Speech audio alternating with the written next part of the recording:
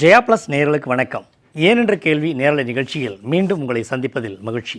நேயர்களே, தமிழக சட்டப்பேரவைத் தேர்தலுக்கு இன்னும் சில மாதங்களே உள்ள நிலையில் தமிழக அரசியல் களம் சூடுபிடித்திருக்கிறது. ஒவ்வொரு முறையும் தேர்தலை சந்திக்கக்கூடிய அரசியல் கட்சிகள், அது ஆளும் கட்சியாக இருந்தாலும் சரி, எதிர்க்கட்சிகளாக இருந்தாலும் சரி, புதிதாக வரக்கூடிய கட்சிகளாக இருந்தாலும் சரி, பெரும்பாலான தொகுதிகளில் வெற்றி பெற்று ஆட்சி அமைக்க வேண்டும் என்பதுதான். அரசியல் கட்சி தலைவர்களின் எண்ணங்கள் என்ன வேண்டுமானாலும் இருக்கலாம். ஆனால் ஆட்சி கட்டிலில் அமர வைக்க வேண்டிய இறுதி எஜமான் யார் என்றால் பொதுமக்கள் தான். அந்த பொதுமக்கள் எப்படி தீர்மானிக்கிறார்கள் என்றால், கடந்த கால ஆட்சி, அந்த கட்சிகளுடைய ஆட்சிகளே நாம் எப்படியெல்லாம் இருந்தோம், எப்படியெல்லாம் அனுபவிக்க முடிந்தது, அது சாதகமாகவா பாதகமாகவா, கொடுத்த வாக்குறுதிகளை முழுமையாக நிறைவேற்றினார்களா இல்லையா, அல்லது வாக்குறுதி வெறும் அறிக்கையாக மட்டுமே கடைசி வரைக்கும் சென்று விட்டதா என்கிற பல கோணங்களில் பார்த்து தான் அடுத்தடுத்து தீர்மானிக்கப்படுகிறது. தற்பொழுதைய அப்படி ஒரு சூழல் திமுக ஆட்சிக்கு ஏற்பட்டிருக்கிறது. திமுக தேர்தல் அறிக்கையில் கொடுத்த வாக்குறுதிகளை எப்படியெல்லாம் நிறைவேற்றி இருக்கிறார்கள் என்பதை ஒவ்வொரு நாளும் மக்கள் சிலாகித்து கொண்டிருப்பதை பார்க்க முடிகிறது. செய்தித்தாள்களிலே மக்கள் கொடுக்கக்கூடிய பேட்டிகளாகவும் நாம் பார்க்க முடிகிறது. வரக்கூடிய தேர்தலிலே அதற்கு மக்கள் சரியான முடிவும் எழுதப் போகிறார்கள் என்பது காலக்கட்டாயம் பார்க்க போகிறோம். ஆனால் அந்த கட்சியுடன் கூட்டணி இருக்கக்கூடிய கட்சிகளே, அதாவது திமுகவில் கூட்டணி இருக்கக்கூடிய கட்சிகளே திமுக கொடுத்த தேர்தல் வாக்குறுதியை முழுமையாக நிறைவேற்றவில்லை என்றால் வரக்கூடிய தேர்தலில் நாம் எப்படி அவர்களோடு சேர்ந்து சந்திக்கப் போகிறோம் என்கிற எண்ணத்தில் அங்கே போர்க்கொடி தூக்கியிருக்கிறார்கள். கூட்டணியில் இருக்கக்கூடிய சில முக்கிய கட்சிகளுமே வெளிப்படையாக தங்களுடைய கருத்துக்களை தெரிவிக்க ஆரம்பித்திருக்கிறார்கள். அப்படி என்றால் திமுக கூட்டணியில் குழப்பம் தொடங்கிவிட்டதா என்கிற கோணத்திலும் இன்று நம்ம பார்க்க போகிறோம்.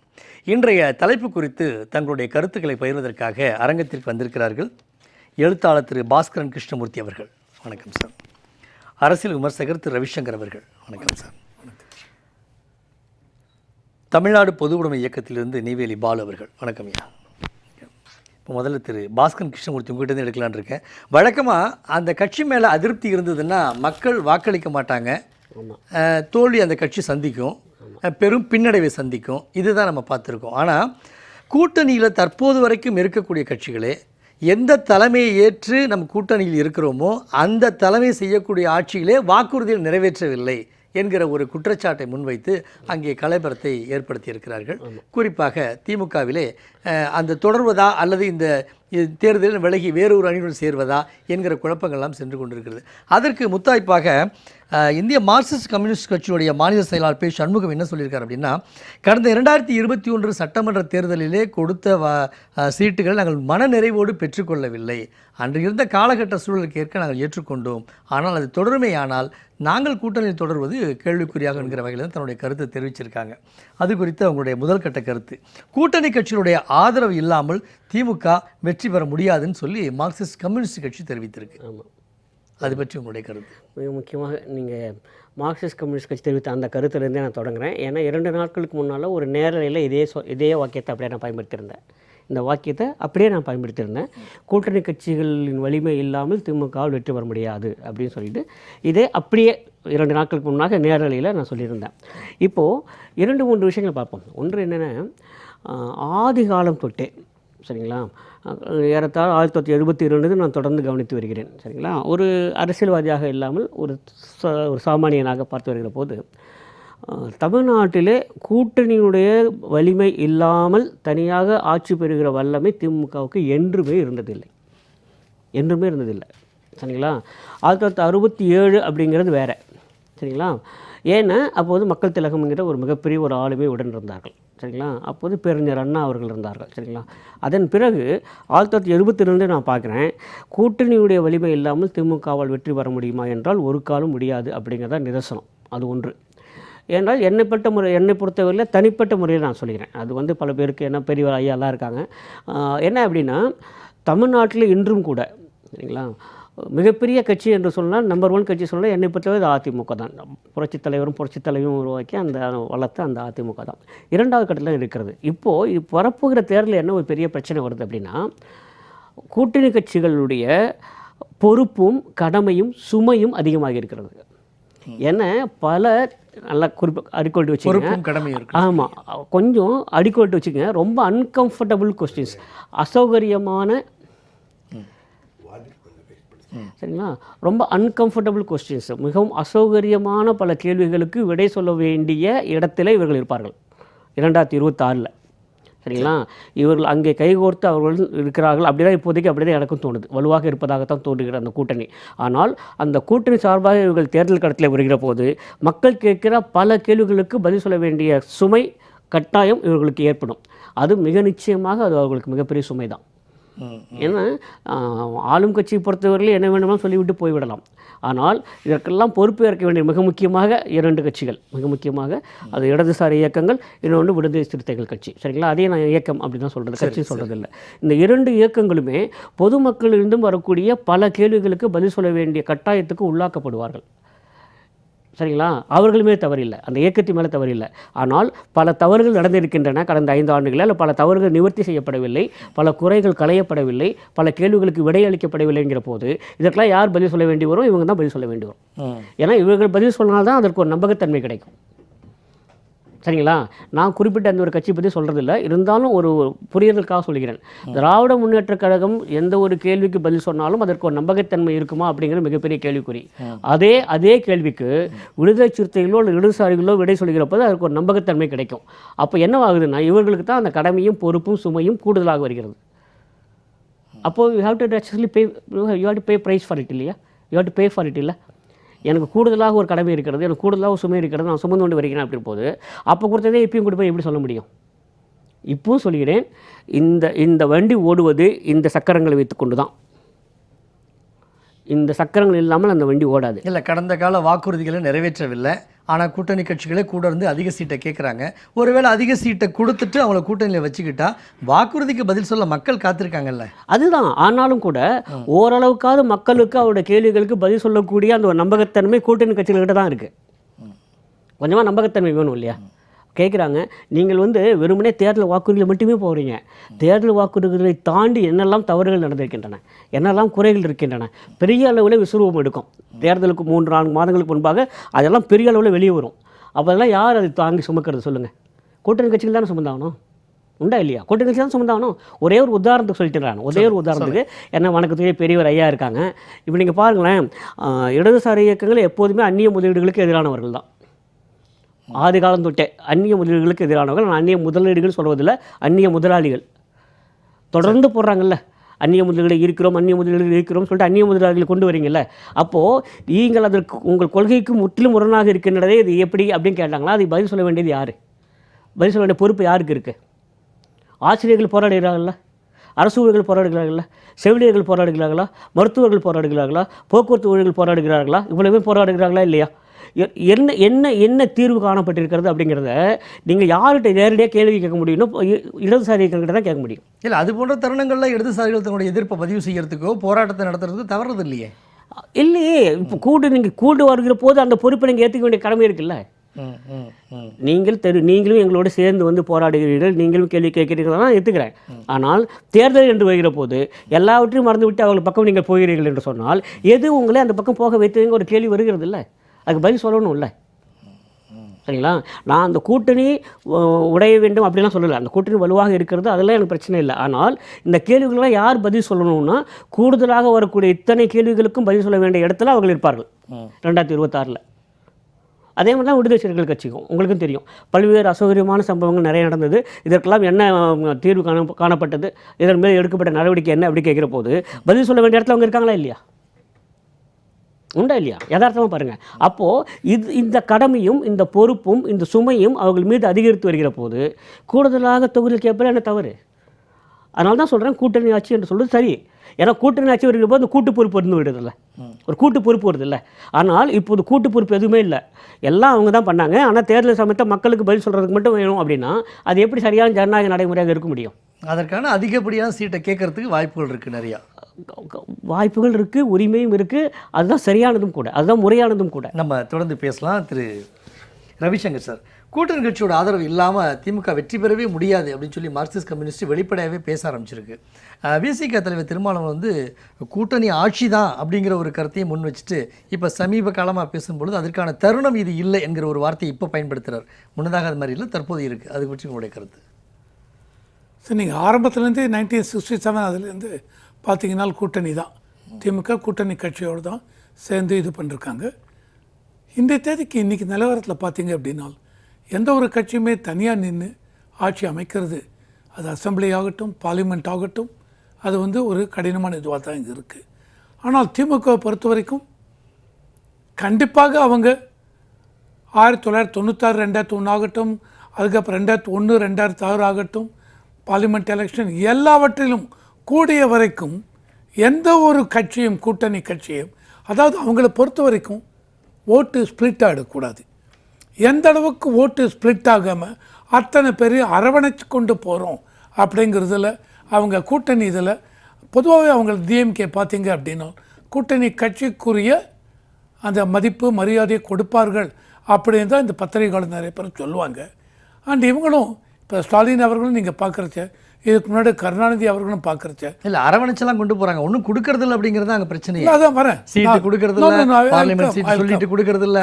கண்டிப்பாக அதனால தான் ஒவ்வொரு கட்சியும் என்ன பண்ணுறாங்க, இதே 2006 2011 அந்த 2006 2011 கம்யூனிஸ்ட் பார்ட்டி இவங்க வந்து டிஎம்கே அலையன்ஸ் தான் இருந்தாங்க. டிஎம்கே அலையன்ஸ் அப்போ ஜெயித்தாங்க. ஆனால் 97 சீட்டோ என்னமா தான். அதுக்கப்புறம் அப்போது காங்கிரஸ் 35 37 சீட்டோ ஜெயித்தாங்க. தென் பிஎம்கே. ஸோ இவங்க ஆதரவோடு தான் ஆட்சி அமைச்சாங்க. இருந்தாலும் ஆட்சியில் ஒருத்தருக்கு பங்கு கொடுக்கவில்லை திமுக கழகம். அந்த சமயத்தில் கம்யூனிஸ்ட் பார்ட்டிக்கு 12 சீட் கொடுத்தார், சிபிஎம்க்கு 12 சீட். ஆனால் இந்த 2021 எலெக்ஷனில் 6 சீட்டு தான் கொடுத்தாங்க. ஸோ இப்போ இவங்க எல்லாமே இவங்க கூட்டணி கட்சி இவங்க சொல்கிறது, அதாவது இன்றைக்கு வந்து இவங்க கம்யூனிஸ்ட் சொல்கிறாங்க, விசிகே சொல்கிறாங்க, விசிகேன்னு சொல்லிட்டார். அதாவது நாங்கள் வந்து இந்த டிஎம்கே கூட்டணி விட்டு விலக மாட்டோம் திருமாவளவன் சொல்கிறார். ஆனால் கூட்டணிக்குள்ளே தான் இருப்போம், இருந்தாலும் கூட்டணிக்குள்ளே இருந்து கொண்டு கூடுதலாக சீட்டு கேட்போம். அந்த எங்களுக்கு நம்பிக்கை இருக்குது, இவரும் கண்டிப்பாக கூடுதல் சீட் கொடுப்பார்கள் அப்படின்னு இவர் சொல்லியிருக்கார். இவர் கம்யூனிஸ்ட் பார்ட்டி அவங்க என்ன சொல்கிறாங்க, இல்லை கண்டிப்பாக கூடுதல் சீட்டு வேணும் அப்படின்னு இருக்காங்க. அப்போ தான் அவர் சொல்கிறார் 2006-11 12 சீட் அப்பயே கொடுத்தாங்க, ஆனால் இப்போ 6 தான் கொடுத்தாங்க. ஸோ இதில் என்ன தெரிய வருது அப்படின்னா கண்டிப்பாக திமுக கூட்டணிக்குள் ஒரு அந்த சஞ்சலப்பா அது வந்து சலசலப்பு ஏற்பட்டு விட்டது.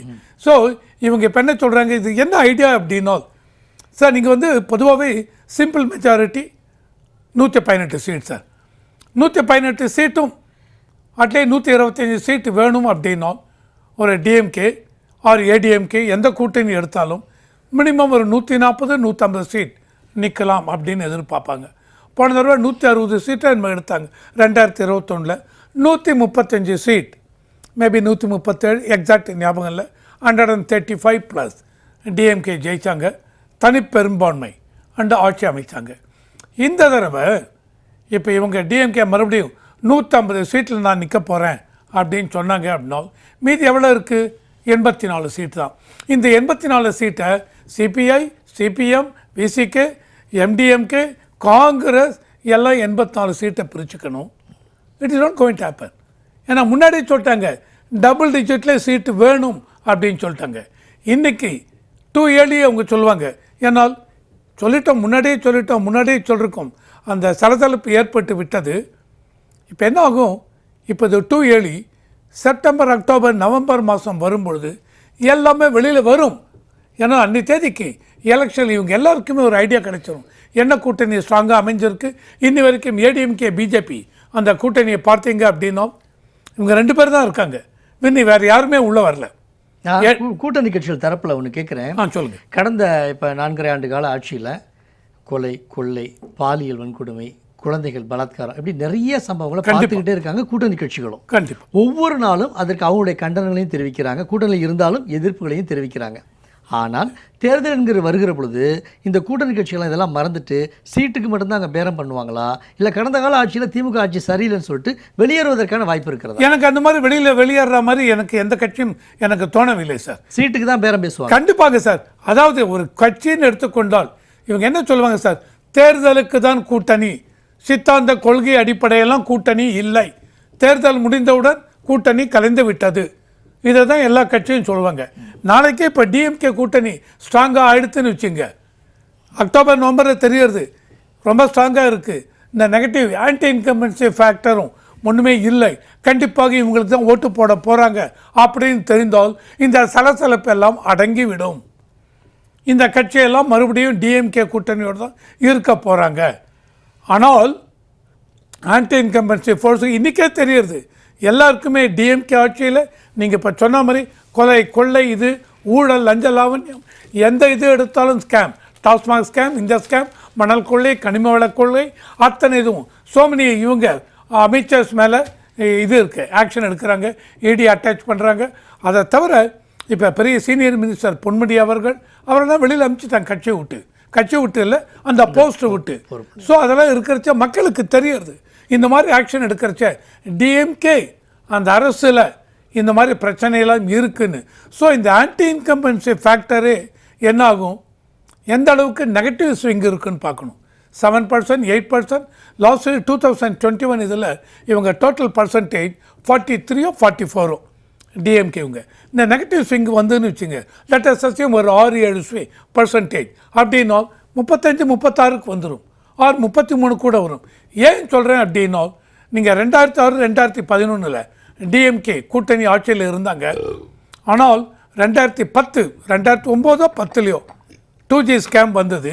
அந்த 2G ஸ்கேமுக்கு நீங்கள் பார்த்தீங்க அப்படின்னா கலைஞர் டிவி 220 கோடி என்னமோ லஞ்சம் வாங்கி விட்டார்கள் அப்படின்னு பேச்சு வந்தது என்ன ஆனது, அந்த 2011 எலெக்ஷன் அசம்பிளி எலெக்ஷனில் டிஎம்கேவை அந்த அளவுக்கு மக்கள் நிராகரித்து விட்டார்கள். ஸோ அதே போல் இப்போ இறுதி தேர்தல் நெருங்க திமுக தொடர்பாக ஊழல் தொடர்பாக ஏதேனும் புகார்கள் அதிகமாக வந்து சுமத்தப்பட்டு வழக்கு தொடர்பு சூழல் வந்தால் கூட்டணி கட்சிகளாக வெளியேறுவதற்கான வாய்ப்பு இருக்குது, கண்டிப்பாக இருக்குது. அதான் நான் சொன்னேன், now it is too early. இப்போ என்ன இன்னும் எதுவும் பூதாகரமாக இன்னும் தெரியவில்லை, இருக்குது ஆல்ரெடி இதெல்லாம் இருக்குது. இருந்தாலும் இவங்க என்ன சொல்கிறாங்க, திருமாவளவன் நேற்று கூட சொல்லியிருக்காங்க, கூட்டணிக்குள்ளே இருந்து கொண்டே நாங்கள் கூடுதல் சீட்டை கேட்போம், கூட்டணி கட்சியை விட்டு வெளியே செல்ல மாட்டோம் அப்படின்னு திருமாவளவன் பேசியிருக்கார். ஓகேவா? ஸோ சண்முகம் அவர்கள் அவருடைய இதெல்லாம் கொட்டியிருக்கார் சண்முகம் அவர்கள். ஸோ இதெல்லாமே மாறுமா? கண்டிப்பாக. அதாவது எலெக்ஷனுக்கு முன்னாடி இந்த ப்ரீபோல் சர்வேலாம் வரும். இந்த ப்ரீபோல் சர்வேலாம் வரும்போது சில ரெப்யூட்டட் இதெல்லாம் ஒரு 4-5 இவங்க 7-8 பேர் சொல்கிறாங்க, ஒரு 5-6 பேர் இந்த கூட்டணி தான் டிஎம்கே கூட்டணி ஆர் ஏடிஎம்கே பிஜேபி கூட்டணிக்கு தான் நல்ல வாய்ப்பு இருக்குது, மக்கள் இந்த அளவுக்கு மேசிவ் ஓட்டு உங்களுக்கு கிடைக்கும்னால் அப்போ அந்த சைடில் டிஎம்கே கூட்டணியில் சலசலப்பு ஏற்படும், கட்சிகள் வெளியே வருவார்கள். மார்க்சிஸ்ட் கம்யூனிஸ்ட் கட்சியோட பொதுச்செயலாளர் பி சண்முகம் சொன்னது என்ன மாதிரியான விளைவுகளை ஏற்படுத்த போகுதுன்னு சொல்லி நம்ம தொடர்ந்து பேசலாம். இணைப்பில் இணைந்திருக்கிறார் இணையத்தின் வழியாக ராமகிருஷ்ணன் பத்திரிகையாளர். வணக்கம் சார். நான் நெய்வேலி பாலு சார்ட்ட போயிட்டு மறுபடியும் உங்ககிட்ட வரேன் சார். இப்போ கூட்டணி கட்சியோட ஆதரவு இல்லாமல் வர முடியுமா அப்படிங்கிறது கடந்த கால வரலாற்றிலேயே திமுக அப்படி தனியாக வர முடியல, பலந்தானது இருக்குது. இருந்தாலும் இந்த ஆட்சியில் உள்ளக்கூடிய அதிருப்திகளெல்லாம் கடந்து வருகின்ற பொழுது நிச்சயமாக கூட்டணி கட்சி இல்லாமல் தேர்தலை சந்திக்க முடியாது அப்படிங்கிற கருத்தை திமுக கூட்டணியில் இருக்கிற தோழமை கட்சிகளே வலியுறுத்த ஆரம்பிச்சிருக்கு. அது பற்றி உங்களுடைய கருத்து? நான் இந்த தலைப்புக்குள்ளே மட்டுமே நான் பேச விரும்பலை. ஏன்னு கேட்டால், தேர்தல் வாக்குறுதிகளை நிறைவேற்றாத திமுக, இந்த தேர்தல் வாக்குறுதிகள் கூட்டணிக்குள்ளே இருக்கக்கூடிய கட்சிகளுடைய ஒப்புதல் பேரில் எடுக்கப்பட்டதா? இல்லை. திமுக அதனுடைய தேர்தல் அறிக்கையில் 130, 140, 150 ஏதோ எண்ணிக்கையில் அவங்க சில வாக்குறுதிகளை அளித்தார்கள்.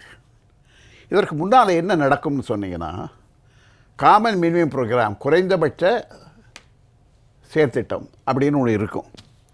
அப்போ என்னன்னு சொன்னீங்கன்னா, அந்த குறைந்தபட்ச ஒரு செயல் திட்டம் இருக்கும் என்று சொன்னால் அந்த கூட்டணியில் இருக்கக்கூடிய கட்சிகள் அனைவருக்கும் அது ஒரு பொதுவான ஒரு இலக்காக இருக்கும் இல்லையா? ஆனால் திமுக தேர்தல் அறிக்கையில் 150 கொடுத்து 160 கொடுத்தது அது நிறைவேற்றவில்லை என்று ஏடிஎம்கேயோ அல்லது பாஜகவோ வெளியிலிருந்து விமர்சனம் பண்ணுவதைப் போலவே உள்ளே இருந்து கொண்டு சிபிஎம்மோ அல்லது விசிகாவோ அவர்களும் பேசுவதில் என்ன பொருள் இருக்குது? ஒன்று. அப்போ என்னன்னா, இவர்கள் யாருமே மக்களுக்கு கட்டுப்பட்டவர்கள் அல்ல. அது ஆளும் திமுகவாக இருந்தாலும் சரி, கூட்டணி கட்சிகள் இருக்கக்கூடியவர்களாக இருந்தாலும் சரி, இவர்கள் யாரும் எதற்கும் கட்டுப்பட்டவர்கள் அல்ல. அப்போ என்ன என்றால், நோக்கம் என்ன என்று சொன்னால், கூடுதலான இடங்களை எப்படி பெறுவது, அது ஒன்று தான். அப்போது நான் என்ன சொல்கிறேன்னா, இப்போ விடுதலை சிறுத்தைகளோ அல்லது சிபிஎம்மோ அவங்க கூடுதலாக இன்னும் சில அசெம்பிளியில் இருக்கக்கூடிய சட்டமன்ற சில தொகுதிகளை பெற்றுவிட்டால் இப்போ நம்ம தலைப்புக்கு அதுக்கு ஏதாவது சம்மந்தம் இருக்கா?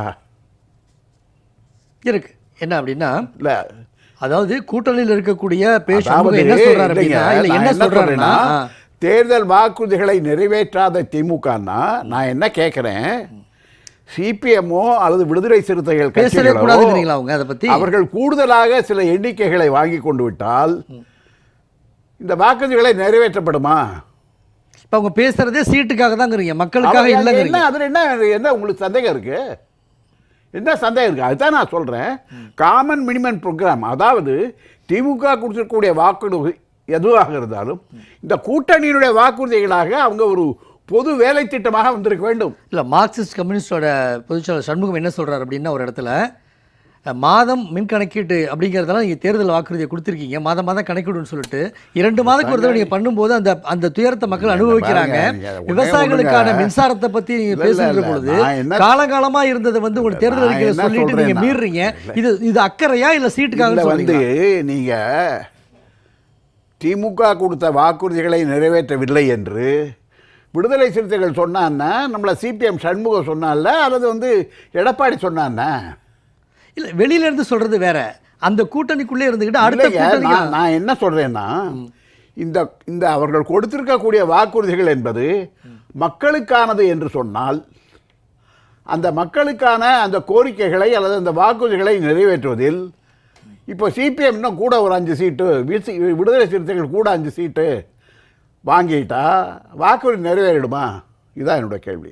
ஆக இவர்களிடம் என்ன செய்கிறார்கள் என்று சொன்னால், ஏடிஎம்கே எதிர்க்கட்சியிலிருந்து ஒரு நிர்பந்தத்தை கொடுப்பதைப் போல இவர்களும் ஒரு நிர்பந்தத்தை கொடுத்து கூடுதலாக சில இடங்களை வாங்குவதற்கான பேரம் தானே இது என்னுடைய கேள்வி. அப்போ சமூக அக்கறை இல்லை, மக்கள் மீது அக்கறை இல்லை, சீட்டுக்கான பேரம் இல்லை. இல்லை, ரவிசங்கர் சொல்லும்போது ஒன்று சொன்னார், முதல்ல கூட்டணி இப்போ தான் வந்ததுன்னு. கூட்டணி எப்போ முதல்ல வந்தது தெரியுமா? 1952 47 சுதந்திரம் வாங்கிய பிறகு முதல் தேர்தல் நடந்து 1952. அதில் காங்கிரஸ் தமிழ்நாட்டில் கேவலமாக தோற்று போச்சு. விடுதலை போராட்டத்தை தலைமை தாங்கி நடத்திய காங்கிரஸ் 52 தேர்தலில் தமிழ்நாட்டில் கேவலமாக தோற்று போச்சு. அப்போது வேறு வழி இல்லாமல் காங்கிரஸை விட்டு விலகி இருந்த ராஜாஜியை கூப்பிட்டு அவங்க மந்திரி சபை அமைக்க சொல்கிறாங்க. அவர் என்ன பண்ணார்னா, முதல்ல அவர் தான் கூட்டணியை கொண்டு வர்றார். யார் தெரியுங்களா? விழுப்புரத்தில் இருக்கக்கூடிய எஸ் ராமசாமி படாச்சு, உழவர் உழைப்பாளர் கட்சி, அந்த கோவிந்தசாமி அவரும். அதே மாதிரி வட மாநிலங்களில் மாணிக்கவேல் நாயக்கர் காமன்வெல்த் பார்ட்டி அவர் வர்றாரு. மூன்றாவதாக ஜோதி வெங்கடாஜலன்னு ஒரு அம்மா, அவங்க இண்டிபெண்ட்டு, அவங்க கிட்டத்தட்ட அவங்க காங்கிரஸ் தான், அவங்க வராங்க. அப்புறம் ராமநாதபுரம் ராஜா, அவர் அந்த கூட்டணிக்குள்ள ஒரு அமைச்சராக வராரு. நான் என்ன கேட்குறேன்னு சொன்னால், இந்த கூட்டணி என்பதை முதலில் எந்த விதமான ஒரு கொள்கையோ அல்லது ஒரு அடிப்படையோ இல்லாத ஆட்சியை மட்டுமே நாம் அமைக்க வேண்டும் என்ற காரணத்திற்காக முதலாக தமிழகத்தில் அமைக்கப்பட்ட ஒரு மந்திரி சபை என்பது அல்லது ஒரு அமைச்சரவை என்பது, அரசாங்கம் என்பது ராஜாஜி தலைமையில் 1952 உருவாக்கப்பட்ட அந்த ஆட்சி தான். இப்போ நான் என்ன பார்க்குறேன்னா, இந்த 2025 கிட்டத்தட்ட அதான் நிலைமை. ஏன்னா அன்றைக்கி ராஜாஜிக்கு அதில் சேர்ந்த கூட்டணியில் இருக்கவங்களுக்கு எதுவுமே காமன் மினிமம் ப்ரோக்ராம் இல்லை, எதுவுமே அவங்க கோரிக்கை வைக்கலை. அப்போ நான் என்ன கேட்குறேன்னு சொன்னால், நீங்கள் இன்றைக்கு கூட்டணி இதில் திமுக ஆட்சி இருக்கக்கூடிய திமுக அதனுடைய கொடுத்த வாக்குறுதிகளை நிறைவேற்றவில்லை என்று நீங்கள் உள்ளே இருந்து சொன்னான்னா வெளியே இருந்து சொன்னான்னா. ஆனால் நீங்கள் சொல்லக்கூடிய இந்த நிர்பந்தம், இப்போ நான் என்ன கேட்குறேன்னா, விடுதலை சிறுத்தைகள் கட்சியில் இந்தந்த கோரிக்கைகளை உடனடியாக திமுக நிறைவேற்ற வேண்டும். அப்படி நிறைவேற்றவில்லை என்று சொன்னால் நாங்கள் கூட்டணி பற்றி யோசிக்க வேண்டியதாக இருக்கும். சொல்லணும்ல ஒன்றும், அது மாதிரி சிபிஎம் சொல்லணும்ல. ஆனால் நீங்கள் என்ன பேசுகிறீங்கன்னா, சந்தடி சாக்கில் கந்துபடம் முகா அப்படின்னு சொல்கிற மாதிரி எனக்கு 4 சீட்டு கூட கொடுப்பியா, இன்னொரு 5 எம்எல்ஏ சீட்டு கொடுப்பியா அப்படிங்கிறதோட முடிஞ்சு போயிடுச்சா? இன்றைக்கு தமிழக அரசியல் மட்டுமல்ல, இந்திய அரசியல்லையே இந்த கூட்டணி என்றது எப்பொழுது வந்ததோ அப்பொழுது கோட்பாடுகள் கொள்கைகள் என்பது அடிபட்டு போச்சு. இந்தியா அரசியலில் அந்த பொதுவான அந்த அரசியல் என்பது மக்கள் சார்ந்த அரசியல் அல்லது மக்களுக்கான வெல்ஃபேர் ஸ்டேட்னு சொல்லுவாங்க இல்லையா, அந்த மக்கள் நலம் சார்ந்த அரசு என்ற அந்த கோட்பாடு எப்போவோ தூக்கி குப்பை தொட்டியில் போட்டாச்சது. அதைத்தான் மறுபடியும் செய்ய போகிறோம். அப்போ என்னன்னா, இன்றைக்கு நடக்கக்கூடிய இந்த விவாதங்கள் எல்லாம் எது நடக்கிறது என்று சொன்னால், எந்த கட்சிக்கு கூடுதலாக 10 சீட்டை வாங்குறது. இப்போ அதனால் திமுக என்ன பண்ணுது, அங்கே ஒருவேளை எம்டிஎம்கே விஜயகாந்தனுடைய கட்சி அங்கே ஏடிஎம்கேல அவர் இடம் பெறவில்லை என்றால் அதை எப்படியாவது கொண்டு வரலாமா, விஜயை கொண்டு வரலாமா. அதே மாதிரி இன்றைக்கி ஏடிஎம்கேல இருந்து நம்ம வந்து பிஜேபியை விட நம்ம விஜயோட சேர்ந்து தாவேகாவோட சேர்ந்து நம்ம ஆட்சி அமைக்கலாமா. இப்படி எல்லாருமே தேர்தல் வெற்றியை பற்றி அதனுடைய அந்த கூட்டல் கணக்கல் கழித்துத்தான் பார்க்கிறார்களே ஒழிய, இந்த கூட்டணியிலே திமுக அழந்திருக்கக்கூடிய அந்த வாக்குறுதிகளை பற்றிய ஒரு பேச்சு, ஒரு விழுக்காடு கூட இல்லை என்பதுதான் யதார்த்தமான உண்மை. உங்களுடைய கண்ணோட்டத்தை குறித்து அடுத்து நிச்சயமாக ராமகிருஷ்ணன் பத்திரிகையாளர் நான் கேட்க போகிறேன், பேசலாம். உண்மையிலேயே கூட்டணி கட்சிகளுடைய எண்ணங்கள் வந்து சமூக அக்கறையா அல்லது மக்கள் மீது கொண்ட அக்கறையா அல்லது சீட்டின் மீது கொண்ட அக்கறையான்னு சொல்லி நம்ம தொடர்ந்து நம்ம பேசுவோம். அடுத்த சுற்றில் பேச போகிறோம். இணையத்தின் வழியாக இணைந்திருக்கிறார் பத்திரிகையாளர் ராமகிருஷ்ணன் அவர்கள். ராமகிருஷ்ணன் சார், இப்போ என்ன முன்வைக்கிறாங்க அப்படின்னா, கூட்டணியில் அதாவது திமுக கூட்டணியில் இருக்கக்கூடிய கட்சிகள் அப்படியே இந்த 2026 தேர்தலையும் சந்திக்க போகிறதாக செய்திகள். இன்னொரு பக்கம் என்ன அப்படின்னா, தேர்தல் வாக்குறுதிகளையே முழுசாக நிறைவேற்றலை, எப்படி நாங்கள் திமுக கூட பயணிக்கிறது, அது மட்டும் இல்லாமல் ஆட்சியில் பங்கு அப்படிங்கிற பல கேள்விகளோட அந்த கூட்டணியில் இருக்கக்கூடிய தோழமை கட்சிகள். திரு நெய்வேலி பாலு ஐயா அவர்கள் என்ன சொல்கிறாங்க அப்படின்னா, அப்படிலாம் ஒன்றும் சமூக அக்கறை கிடையாது தோழமை கட்சிகளுக்கு, மக்கள் மீது அக்கறையெல்லாம் ஒன்றும் கிடையாது. வரக்கூடிய 2026 தேர்தலில் சீட்டினுடைய எண்ணிக்கை அதிகப்படுத்துறதுக்கு அவங்க வைக்கிற டிமாண்டு தான் அப்படிங்கிறாங்க. உங்களுடைய கருத்து? அதாவது இப்போ அரசியல் கட்சிகள் வந்து தேர்தல் அரசியல் தேர்தல் ஜனநாயகத்தில் பங்கேற்கும் பொழுது அவங்களுக்கு முந்தைய தேர்தலை விட அடுத்த தேர்தல் அதிக இடம் வேணும்னு தானே அவங்க கேட்பாங்க. அதிக இடம் இல்லைன்னு எப்படி கேட்க முடியும்? அது அது அது அது ஸோ அதனால் நீங்கள் ஏற்றுக்கொண்டிருக்கின்ற ஒரு ஜனநாயக அமைப்பில் இப்படி தான் இருக்கும். ஓகே, அதை வந்து நீங்கள் வேறு மாதிரி அதை அமைப்பை மாற்றணுமா வேணாமாங்கிறதுலாம் அது இருக்குது. பட் ஆனால் கட்சிகள் வந்து எந்த கட்சிகளும் அதுக்கு விதிவிலக்கல்ல. ஓகே, ஏதோ ஸோ அதனால் இது உங்கள் கருத்துலேயே நான் இடைமறிக்க நினைக்க வேண்டாம். அதாவது தோழமை கட்சிகள் கூட இந்த 5 ஆண்டு காலத்தில் எங்களுடைய வளர்ச்சி இவ்வளவு இருக்குது, நாங்கள் உள்ளாட்சிகள்லாம் இவ்வளோ இடங்கள்லாம் பிடிச்சிருக்கிறோம், வளர்ச்சி இருக்குது அப்படின்னு சொல்லி 5 சீட்டு 6 ஆக்கிறதும் 6 10 ஆக்கிறதும் அவங்களுடைய கடமையாக இல்லாமல், ஆளுகின்ற அரசுகின்ற மீது நீங்கள் இந்த வாக்குறுதிலாம் கொடுத்தீங்க, சரியாக செய்யலைங்க, அதனால் உங்கள் மேலாம் அப்படி இருக்குது, இல்லைன்னா நாங்கள் வேறு பக்கம் போகக்கூடிய சூழல் வருதுங்கிறது ஒரு பக்கம் த்ரெட்டனிங்காக தான் இருக்கே தவிர மக்கள் மீது கொண்ட அக்கறையாக இல்லை அப்படின்னு பாலையா சொல்கிறார். ஓகே, அதாவது நீங்கள் அதாவது நான் என்ன சொல்கிறேன்னா, நீங்கள் மக்கள் மீது அக்கறை இருக்கின்றதாக அரசியல் கட்சிகளுக்கு இருக்கிறதா இல்லையா, எப்பொழுது இருந்தது, அதெல்லாம் வந்து ரொம்ப ஒரு ஆழமான கேள்விகள். ஓகே, நான் அதனால் அதெல்லாம் வந்து என்னை பொறுத்தவரையும் அதை மனசில் வைத்துக்கொண்டு மக்கள் அரசியல் கட்சிகளுக்கு வாக்களிக்கிறார்களா அப்படின்னா அதெல்லாம் ரொம்ப ரொம்ப பெரிய விஷயங்கள். அதனால நான் அதுக்கெல்லாம் போக விரும்பலை. ஓகே, அதனால் இது வந்து மக்கள் மீது என்னைக்கு அக்கறை வச்சுருக்காங்கன்னு நான் கேட்டேன்னு வச்சுக்கோங்களேன், அதுக்கு எங்கே பதில் வரும்? நிச்சயம். அதனால் அது மிகப்பெரிய, அதனால நான் அந்த இது பாயிண்ட்டுக்கே போகல.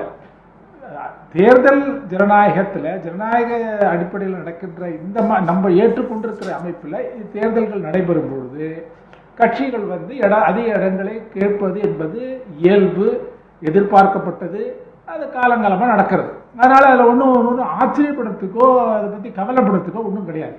ஆனால் இப்போ நீங்கள் தேர்தல் வாக்குறுதிகளை நிறைவேற்றியிருக்கிறாங்களா, நிறைவேற்றலையா, இவ்வளவு நிறைவேற்றியிருக்காங்க அப்படிங்கிறது பாயிண்ட்டு பார்த்தீங்கன்னா, அதில் அவங்களுடைய பெர்ஃபார்மன்ஸ், அவங்க அதிகமாக பேசின அந்த ஓல்டு பென்ஷன் ஸ்கீம் பற்றி பேசினாங்க.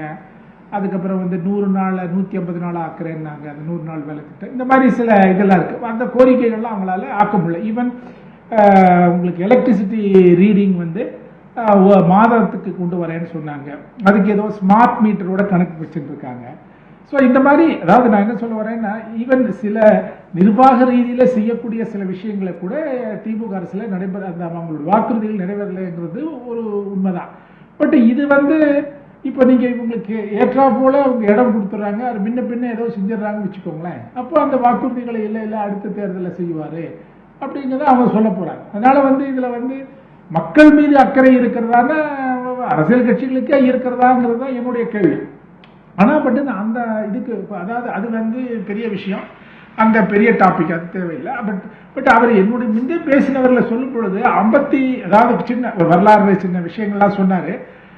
ராஜாஜி வந்து 52 தேர்தலுக்கு முன்பு வரவில்லை, அதுக்கு முன்னாலே வந்துட்டார். அவர் வந்து கவர்னர் ஜெனரலாக இருந்து ரிட்டையர் ஆகி வீட்டில் இருந்தார். அவரை போய் ஆக்ஷன் வந்தாங்க. ஸோ காங்கிரஸில் அவர் 46க்கு பிறகே வந்து விட்டார், அந்த சமயத்திலே வந்துட்டார். ஒன்று. இரண்டாவது, அவங்களுக்கு காங்கிரஸுக்கு மெஜாரிட்டி இல்லை, தமிழ்நாடு இல்லை, அது சென்னை மாகாணம். அதனால் அவங்களுக்கு வந்து அதிகமாக அவங்க தோற்று போனது பார்த்தீங்கன்னா ஆந்திரா, கேரளா, அதாவது மலபார் அந்த மாதிரி இடத்துல தான் அதிகமான அடி வாங்கினாங்க. கம்யூனிஸ்ட் 62 இடங்களை பெற்றார்கள். எனவே அப்போ வந்து ஒரு சிம்பிள் மெஜாரிட்டி கிடைக்காத தேர்தல் அது தமிழ்நாடு, அது சென்னை மாகாணம். ஓகே. ஸோ இதுதான் எனக்கு நான் சொல்கிறேன். என்னை பொறுத்தவரையில் நீங்கள் வந்து இது வந்து இயல்பு தான். பட் இது அதாவது அவர்கள் கொடுத்து விட்டால் அவங்க தேர்தலில் வாக்குறுதிகள் நிறைவேற்றி விட்டதாக மாறிவிடுமானா மாறாது. ஆனால் அதற்காக அவர்கள் கேட்கிறார்களா என்பது நான் ஒத்துக்க போறதில்லை.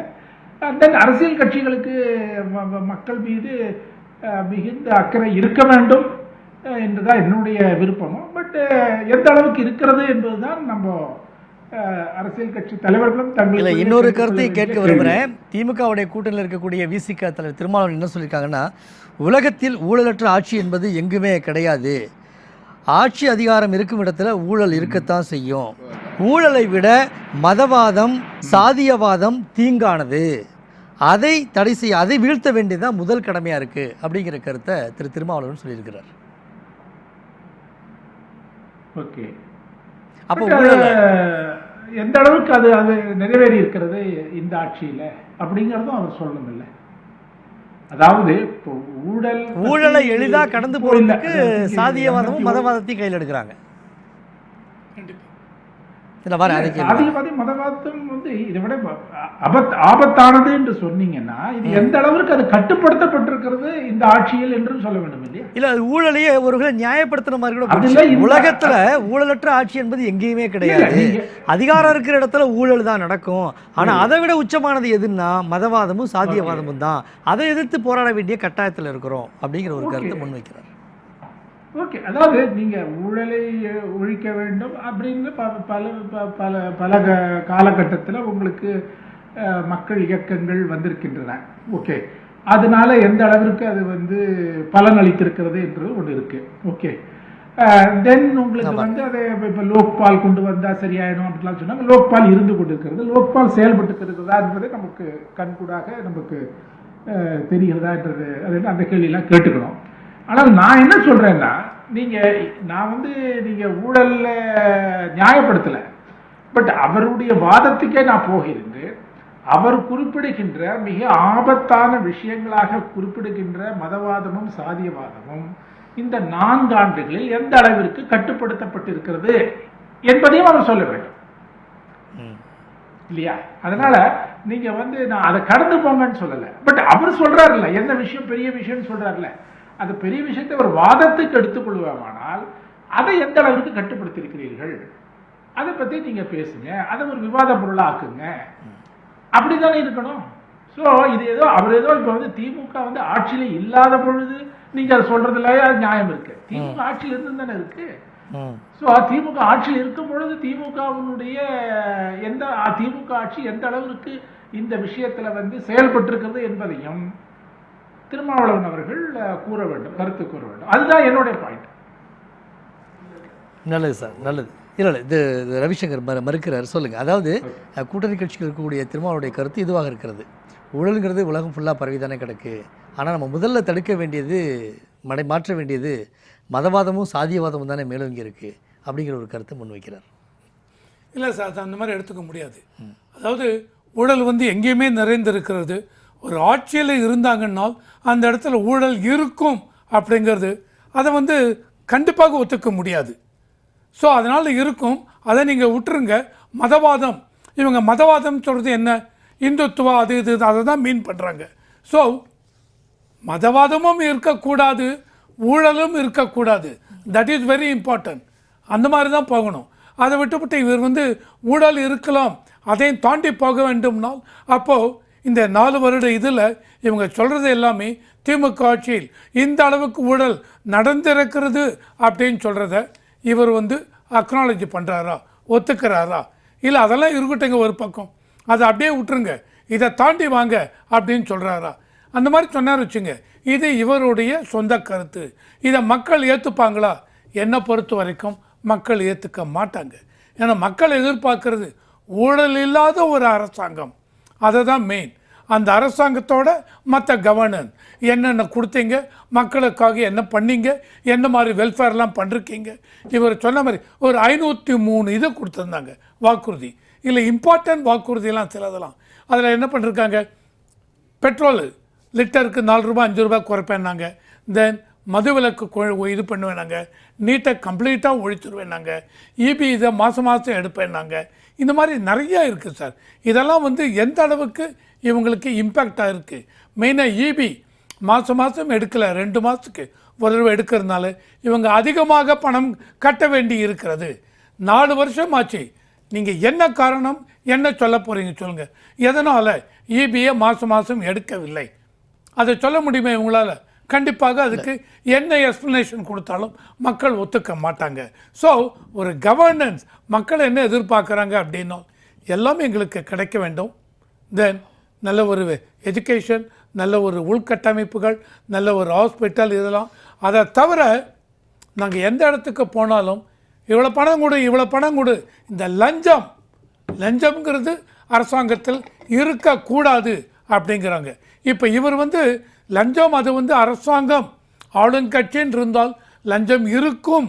ஆனால் கண்டிப்பாக இவர் சொல்ல போகிறார், இல்லை அந்த அர்த்தத்தில் பேசவில்லை அப்படின்னு தான் சொல்லுவார். ஏன்னா மக்கள் அதை ஏற்றுக்க மாட்டாங்க. அந்த விவாதத்தை மக்கள் ஏற்றுக்கொள்ள மாட்டார்கள். இதை தாண்டி வரணும். அதான் பேசலாம். திரு பாஸ்கரன் கிருஷ்ணமூர்த்தி சார், அதாவது மதிமுகவுக்கு கூட்டணியில் மாநிலங்களவை சீட்டு கொடுக்கல, கூட்டணியில் தொடர்றதுக்கு வாய்ப்பு இருக்கிறதா, அல்லது இன்னும் அதிகமான சீட்டை சட்டமன்ற உறுப்பினர் கேட்கறதுக்கு வாய்ப்பு இருக்கிறதா? இல்லை, எனக்கு தெரியல. நான் ஒரு பியூர்லி ஆஸ் எ காலம்னிஸ்ட் நான் சொல்லணும் அப்படின்னா, அவர்களாகவே இதிலிருந்து விலகி சென்றால் திமுக இன்னும் மகிழ்ச்சி அடையும். மதிமுக ஆமாம், இங்கிருந்து விலகி சென்றால் திமுக மிக நிச்சயமாக மகிழ்ச்சி அடையும். ஏன்னா அவங்க தர வேண்டிய தொகுதிகளை எடுத்து வேறு யாருக்காம் தரலாம், இன்னும் கொஞ்சம் உபயோகமாக இருக்கும் அப்படின்னு தோணும். சரிங்களா? நான் சொல்கிறது எல்லாமே பியூர்லி ஆஸ் எ காலம்னிஸ்ட், ஒரு கட்சிக்காரனாக சொல்லலை. ஏனென்றால் மதிமுக மேலே திமுக வச்சிருக்க மதிப்பீடு அவ்வளோதான். ஆமாம், யாருக்குமே அவ்வளோதான் மதிப்பீடு இருக்க முடியும், அதுக்கு மேலே இருக்கவே முடியாது. நீங்கள் என்னென்ன தேர்தல் களம் என்று வருகிற போது எது தீர்மானிக்க சக்தியாக இருக்கும்? உங்களுடைய வாக்கு பெறுகிற வல்லமை, உங்களால் எந்த அளவுக்கு வாக்குகளை கொண்டு தர முடியும். I'm not talking with quality of the party. அந்த கட்சியினுடைய தகுதியோ அல்லது தரத்தை பற்றியோ நான் பேசலை.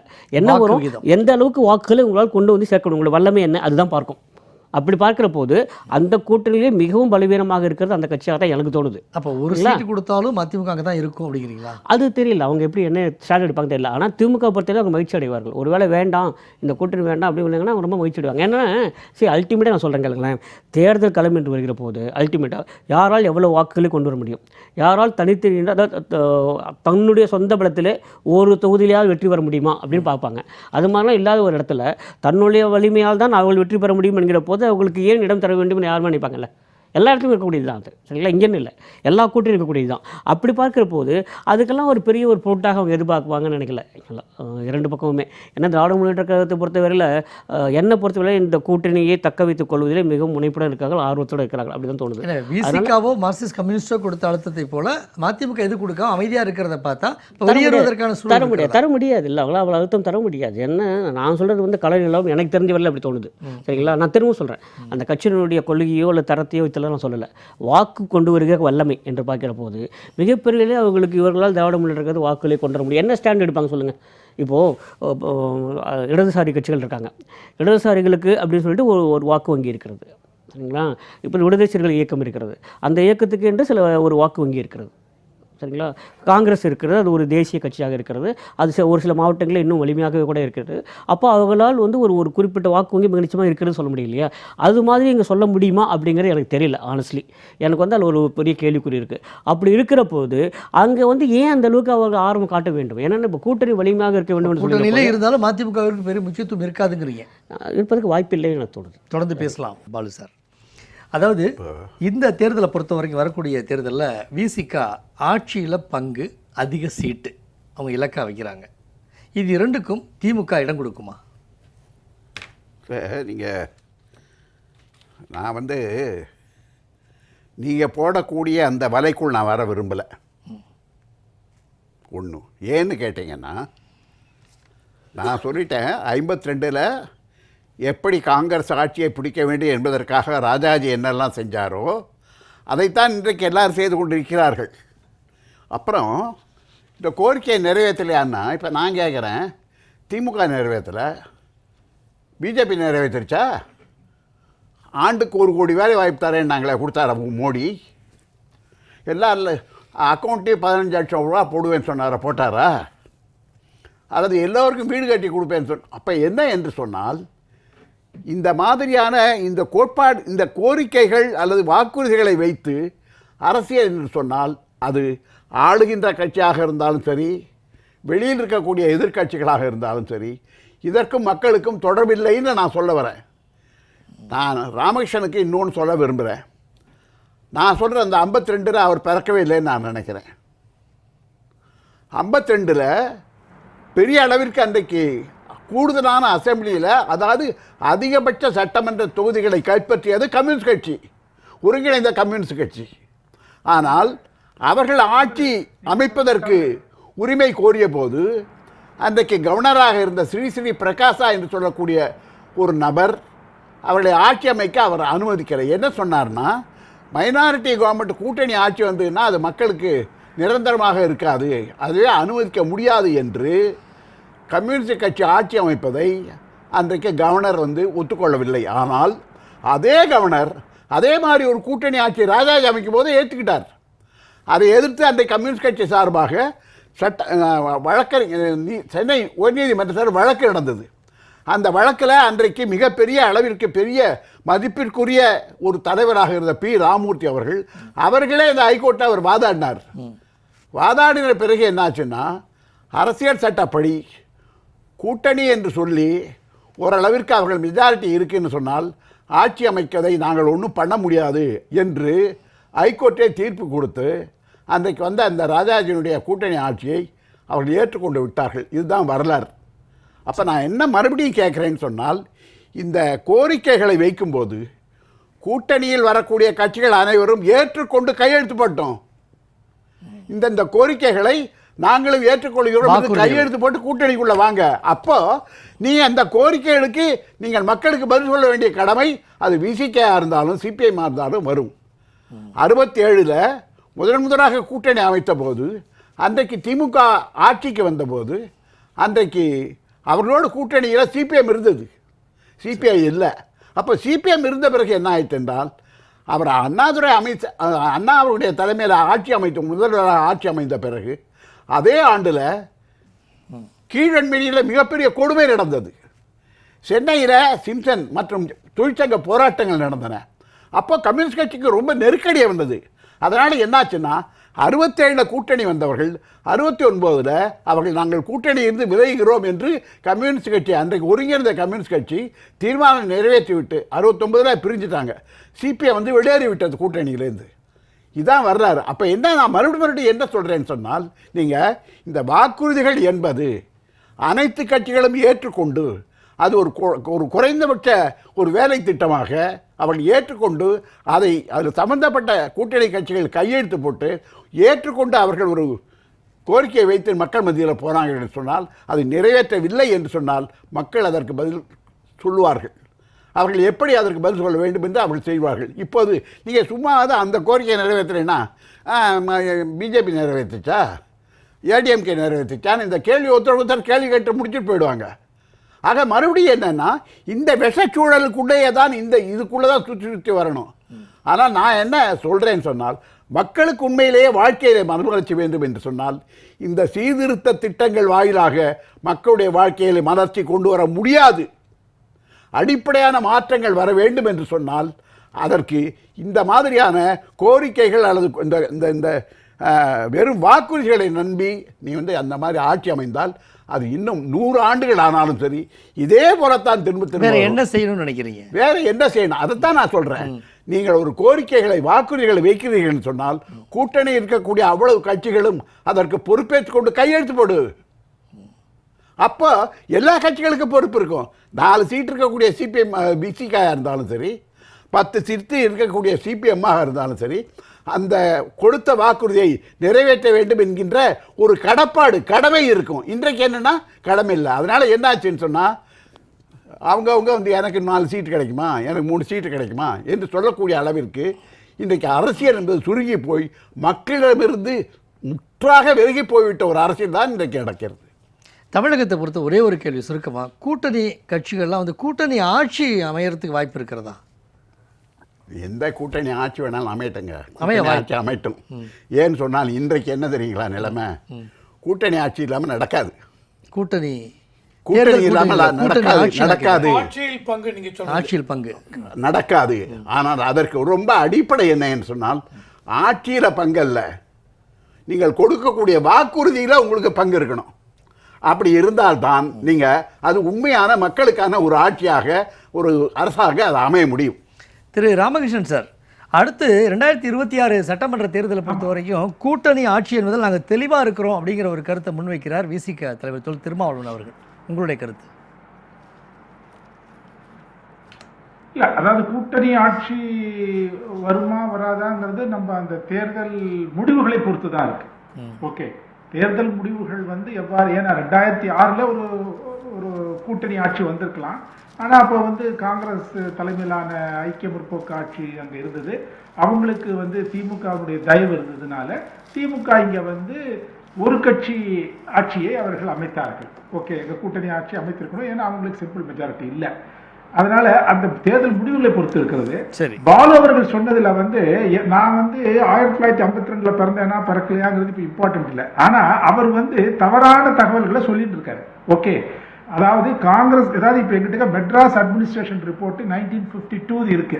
ஓகே, நீங்க அதாவது ஞாபகத்தில் வச்சு கொண்டு பேசுவதுதான் இந்தியர்களுடைய வழக்கம். ஓகே, அதனால அதை வந்து இதா சொல்லலை. பட் ஆனால் நீங்க பேசுறது இப்போ காங்கிரஸ் கட்சி அப்போ வந்து 376 இடங்கள் சென்னை மாகாணத்தில், காங்கிரஸுக்கு 165, கம்யூனிஸ்டுகளுக்கு 62, கிசான் மஸ்தூர் பிரஜா பார்ட்டி 38, இப்படி போறது. ஓகே, இந்த 376ல் நீங்க வந்து சிம்பிள் மெஜாரிட்டினா பாருங்களேன், கிட்டத்தட்ட ஒரு 380 கூட வச்சுக்கோங்க, 190 இடம் வாங்கியிருக்கணும்.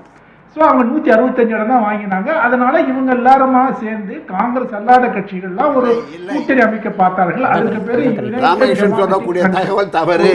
அது வந்து அங்க அது நம்பர் 2. இருங்க ஒரு நிமிஷம், நான் குறுக்க பேசாதீங்க. நம்பர் 2, ராமமூர்த்தி வந்து கேஸ் போட்டது எதுக்காக போட்டார்னா, ராஜாஜி அவர்களை வந்து அவங்க வந்து நாமினேட்டட் மெம்பரா ஆக்கி அவரை எம்எல்சி ஆக்குறாங்க. அப்போ அசம்பிளி கான்ஸ்டியூட் ஆகாத சமயத்திலேயே வந்து அவர் இது பண்றாங்க. அப்போ அவர் யாருடைய ரெக்கமெண்டேஷன்ல அவர் செஞ்சாரு, கவர்னர் செஞ்சாருங்கிறது கான்ஸ்டியூஷன் கொஸ்டின். ஓகே, அது வந்து அரசியல் தார்மீகம் அதுல இருந்துச்சா இல்லையாங்கிறது ஒரு பாயிண்ட். ஓகே, அது வந்து தவறான முன்னுதாரணம், அதை ஸ்ரீபிரகாசம் செய்தார். ஓகே, ராஜாஜி ராமாயண மகாபாரதம்லாம் எழுதிட்டு இருக்கவர், அவரும் தன்னுடைய ஆட்சி வருவதற்காக அதெல்லாம் ஒத்துக்கிட்டார். ஓகே, அவர் வந்து தேர்தலில் நிக்க மாட்டேன்னு சொன்னார். நீங்க 6 மாசம் கழிச்சு கூட தேர்தல் எதிர்த்து அதுக்குள்ள ஏதாவது நீங்க லெஜிஸ்லேட்டிவ் கவுன்சில் மெம்பர் ஆயிருக்கலாம். பட் அவர் வந்து அதுக்கு நாமினேட்டட் மெம்பர் ஆகி அதை அவர்கள் ராமமூர்த்தி சேலஞ்ச் பண்ணாங்க மெட்ராஸ் ஹைகோர்ட்ல. அது ஒரு இப்ப சமீபத்தில் ராமமூர்த்தியோட ஒரு புத்தகம் வந்திருக்கு, அதுலயே அந்த நியூஸ் ஐட்டம்லாம் இருக்கு. அதனால இதுதான் நீங்க இதெல்லாம் வந்து நீங்க ஐயாவுக்கு விளக்கம் சொன்னது சரி, விளக்கம் சொன்னது சரி. இந்த தேர்தல், வரக்கூடிய தேர்தலை பொறுத்த வரைக்கும் திமுக கூட்டணி, நான் நேரம் கொடுக்குறேன். வரக்கூடிய இந்த தேர்தலை பொறுத்த வரைக்கும் திமுக கூட்டணி, தற்போது இருக்கக்கூடிய கூட்டணி தொடரக்கூடிய வாய்ப்பு இருக்கிறதா அல்லது சிதறக்கூடிய வாய்ப்பு இருக்கிறதா உங்களுடைய கண்ணோட்டத்தில்? அதாவது அவங்களுக்கு என்ன பொறுத்தவரை 2016 அனுபவத்தை அவர்கள் அதை பற்றி அவர்கள் அதிகமாக அவர்களுக்கு தெரியுது, லெஃப்ட் பார்ட்டிஸ்க்கு, பிசிகே. அதனால அவங்க திமுகவோடு இருப்பதற்கு தான் அவர்கள் முழுமையாக முயற்சிப்பார்கள். ஆனால் அவங்களுக்கு இப்போ என்ன ஒரு ஆப்ஷன் இருக்குன்னா, விஜய் அவர் ஒரு ஆப்ஷன் இருக்கு. ஸோ அதை அவர்கள் சொல்லாமல் சொல்லி கொண்டிருக்கிறார்கள். ஸோ அதனால உங்களுக்கு வந்து இது இப்பொழுதைக்கு, ஆனா பட் விஜய் வந்து ஒரு அன்டெஸ்டட் ஃபோர்ஸ். விசிகாவை பொறுத்த வரைக்கும் திமுக இல்லைன்னா ஜெயிக்க முடியும். திமுக இல்லைன்னா வேற ஒரு ஆப்ஷன் இருக்கிறதுனால தான் அந்த ஆட்சியில் கூட்டணி ஆட்சிக்கிற அளவுக்குலாம் பேச வராங்கன்னு சொல்ல வரீங்க. இருக்கு அதெல்லாம் கேட்குறாங்க. அது ஏன்னா இன்னொன்று இப்போ விஜயால அவங்களுக்கு வந்து இப்போ திமுகவினால இங்கே 4 சீட் ஜெயிக்க முடியும்னு அவங்களுக்கு தெரியும். சரி. விஜயால 4 சீட்டாவது ஜெயிக்க முடியுமாங்கிறது இப்போ நீங்க தீர்மானமா சொல்லுங்க. நன்றிங்க, நன்றி ஐயா. நீங்க பதில் கொடுத்தா நேரம் ஆகும். குறிப்பா அதனால அது அவங்களுக்கு அதனால அவங்க என்னை பொறுத்தவரையில் திமுக கூட்டணியிலிருந்து விலகி போவார்களா என்று எனக்கு தெரியவில்லை இதுவரையில். பட் விஜய் ஆப்ஷனை மனதில் வைத்துக் கொண்டிருக்கிறார்கள் மட்டும் நம்மளால. நன்றி சார், நன்றி நன்றி. சுருக்கமாக ஒரு வரியில ராமேஸ்வரன் சொன்னதுல ஒரே ஒரு விஷயம், இல்ல பழைய விஷயத்துக்கு போக வேண்டாம், நேரம் கருதி முடிக்கணும். அதுல ஒரே ஒரு நிமிஷம் நான் அதுக்கு மேல பேச விரும்பல. அதாவது ராஜாஜி கொல்லைப்புற மந்திரி சபை அமைத்தார். ஐயா அது பழசு வேண்டாம். அவர் சட்டமன்ற உறுப்பினர் அல்ல, தேர்ந்தெடுக்கப்பட்டவர் அல்ல. அவர் எப்படி முதலமைச்சராக வர வேண்டும் என்பது அந்த வழக்கில் ஒரு முக்கியமான கேள்வி. நல்லது. ஆனால் மற்றொரு விஷயம் என்ன என்று சொன்னால், அதாவது ஜெயிச்ச கட்சிகள்லேயே அதிகம் சட்டமன்ற தொகுதிகளில் ஜெயிச்ச கட்சி என்கின்ற முறையில் ஆட்சி அமைக்க கம்யூனிஸ்ட் கட்சி கோரியது. நல்லதுங்க ஐயா. அதை கவர்னர் அனுமதிக்கவில்லை. நல்லது நல்லது நல்லது. ராஜாஜி வரக்கூடாதுன்னு சொன்னதுல கவர்னர் என்ன சொன்னார்னா, 6 மாசத்துக்குள்ள அவர் சட்ட மேலவையிலையோ இல்ல சட்ட மன்றத்தில் ஏதாவது போட்டி போட்டு அவர் எம்எல்ஏவோ எம்எல்சியாவோ வந்துட்டா அவர் மறுபடியும் முதல்வராக அல்லது அமைச்சரவை இருக்கிறதுல இந்த ஆட்சேபனை இல்லை என்ற அந்த கான்ஸ்டிடியூஷன் விஷயத்தை சொல்லித்தான் அந்த வழக்கு நல்லது நல்லது நல்லது. ஒரே வரியில ஒரே வரி. மதிமுக அங்க இருக்க வேண்டிய காரணம் என்ன இருக்குன்னா, வைகோ பண்ற ஒரு பெஸ்ட் பார்லிமெண்டேரியன் அவங்களுக்கு ஆதரவாக பேசினால் நம்பகத்தன்மை கூடும். அதனால திராவிட முன்னேற்ற கழகத்துக்கு அது ஒரு முக்கியமான விஷயம். நன்றி. உங்களுடைய கருத்து? உடைகிறதா கூட்டணி ஸ்ட்ரைட்டா வரேன். டூ ஏர்லி இப்போ இவ்வளவு சீக்கிரத்தில் இன்னைக்கு சொல்ல முடியாது. நல்லது. அக்டோபர் நவம்பர் டிசம்பர் அந்த சமயத்தில் சொல்ல முடியும். இப்போ இட் இஸ் டூ ஏர்லி. நல்லது. நேரலையில் கலந்து கொண்டு உங்களுடைய கருத்துக்களை தெளிவாக பரிமாறிக்கொண்டமைக்கு மூவருக்கும், இணையத்தினுடைய கலந்து கொண்ட ராமகிருஷ்ணனுக்கும் அரங்கத்தின் சார்பாக நன்றி தெரிவித்துக் கொள்கிறேன். நேயர்களே, மீண்டும் ஒரு நேரலை நிகழ்ச்சியில் சந்திப்போம். நன்றி, வணக்கம்.